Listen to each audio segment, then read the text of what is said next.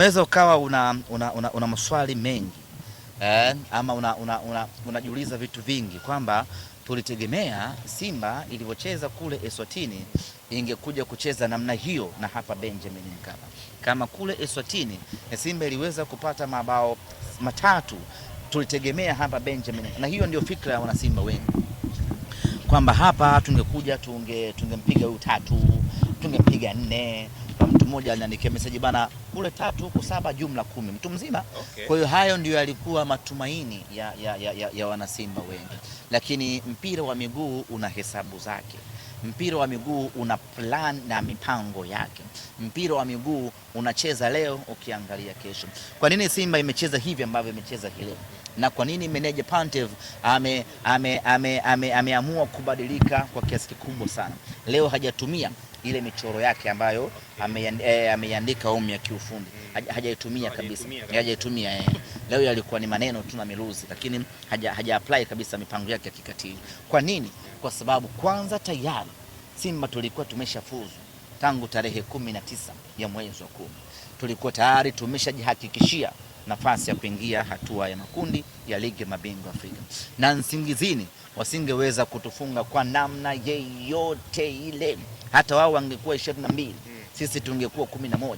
Bado hawakuwa na uwezo wa kutufunga kutokana na ubora wa timu yetu ya Simba Sports Club. Sasa kwa nini timu imecheza namna hii leo? Tumecheza mchezo leo tukiwa tumeanza kujiandaa na mechi ya tarehe 30. Kimsingi ni kwamba mechi yetu ya leo imeathiriwa pakubwa na mechi yetu ambayo tunakwenda kucheza siku 3 ijayo, kwa maana mechi ya ligi kuu ya NBC. Sasa mechi hii ya leo mwalimu asingejifungua, asingewaruhusu wachezaji kupambana, asingewaruhusu wachezaji kucheza kwa nguvu kubwa, asingewaruhusu wachezaji kukimbia mwanzo mwisho, asingewaruhusu wachezaji kucheza kwa pressure kubwa, kwa sababu unapoteza nguvu ambapo siku 3 mbele yake una kibarua cha kucheza mechi nyingine, na mechi yenyewe hiyo sio hapa Dar es Salaam. Mechi yenyewe ni Tabora, mbali kweli kweli. Maana yake leo hii umecheza mechi hii, alafu ukacheza kwa kupambana, mkajitia pressure, mkahangaika, vijana wakapoteza energy, wakapoteza na power, wakapoteza nishati yao. Alafu siku 3 baadaye unaingia kucheza mechi ngumu dhidi ya TRA, lazima utapoteza tu. Sasa kwa kuangalia umuhimu wa mechi ile dhidi ya TRA na kuangalia mechi hii, tayari hesabu zetu zimeshakaa sawa. Biashara asubuhi, jioni mahesabu. Leo sisi tulikuwa tunafanya mahesabu tu baada ya kuwa tumeshafanya biashara asubuhi kule Eswatini. Sasa ukiangalia leo hii ni tarehe 26. Kesho vijana wanafanya recovery tarehe 27. Tarehe 28 safari ya kuelekea Tabora. Tarehe 29 ndio ufanye mazoezi kidogo pale Ali Hassan Mwinyi Ali Salimoni. Tarehe 30 unashuka uwanjani. Umeiona ratiba ilivyokaa vibaya baba. Ukimalizana na TRA tarehe 30, tarehe 31 safari, tarehe 1 ufanye mazoezi ya maandalizi, tarehe 2 una Azam FC.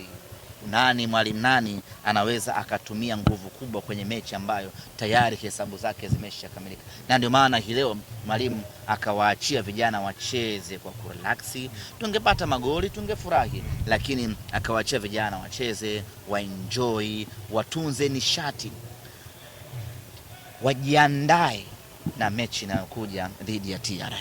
Ugenini tayari tulishamaliza kazi. Tulicheza kwa pressure kubwa, tulifanya pressing ya hali ya juu, na tulitumia nguvu kubwa kule kwa sababu tulikuwa tuna siku 5 za kupumzika hapa. Sasa huwezi kutumia nguvu kubwa leo kwa sababu una siku 3 pekee na 1 ya safari.